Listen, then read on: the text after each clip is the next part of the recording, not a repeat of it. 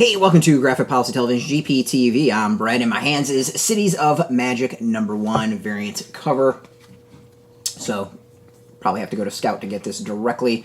This was actually a really interesting debut. I'm kind of bummed I sat on this for so long. I kind of dig this, and I'm really excited to read the second issue, which is out this week. The co-creator and art is Will Tempest. Co-creator and script is Jakob. Colors is Brad Simpson, and then letter and design is Justin Birch. Alright, so it's the future and technology has gone to crap. Electricity is gone, and in its place, mankind has discovered magic, and, you know, with magic, things go wrong. So now it's kind of like this, feudal world. People are kind of wielding magic to kind of take over areas. It's a battle of, kingdoms. But there's this generation that doesn't believe in magic and are in search for electricity, and we kind of meet one of those individuals. He gets caught up in a gang fight and gets dragged into the world of magic. It's a pretty interesting comic. It's sets up things really nicely as far as the different worlds and groups that are going to go after each other.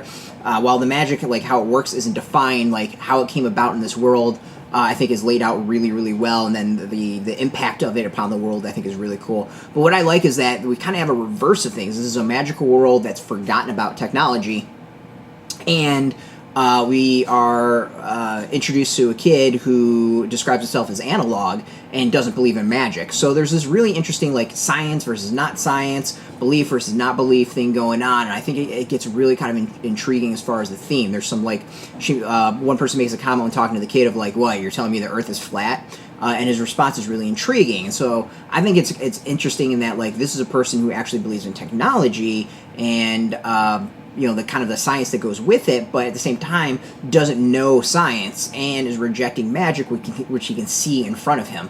It's a really kind of fascinating story and series and concept, and I dig it. I like where it's all going.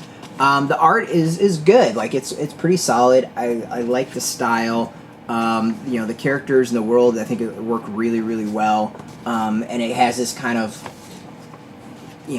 fantasy built off of the ruins of kind of our world look to it, which I think works really, really well. So yeah, I like this. If you haven't read this and kind of want an apocalyptic magical technology series, I think this is one you'll probably enjoy. So yeah, as I said, I'm excited to read the second issue. It's also out this week, and of course we'll have a review of that. If you want to copy your own, you should be able to get this in comic shops. We've got a link beneath this video. Put in your zip code. It'll tell the comic shops near you. No shop, no problem. We do have some links where you can purchase your own. They'll most likely be affiliate links. They might not be. Who knows? But if you do, we do get a small percentage. By doing that, you'll support our site. So thank you. And just watching our videos support us. So thank you for that.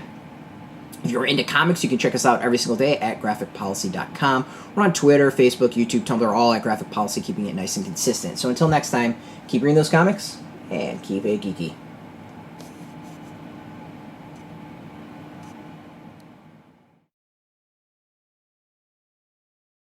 Hey, thanks for watching the previous video from Graphic Policy Television. Just by watching, you help support our site. Thank you so much. Now, if you're watching these videos, you probably care about geeky things like movies, television, comic books, toys, games, video games, you name it. You can go and subscribe right now to our YouTube channel to stay in touch and catch all the new videos, or check out our website at graphicpolicy.com. There's a nice link on this end of the video. But as always, thank you for watching. Keep on rocking and keep it geeky.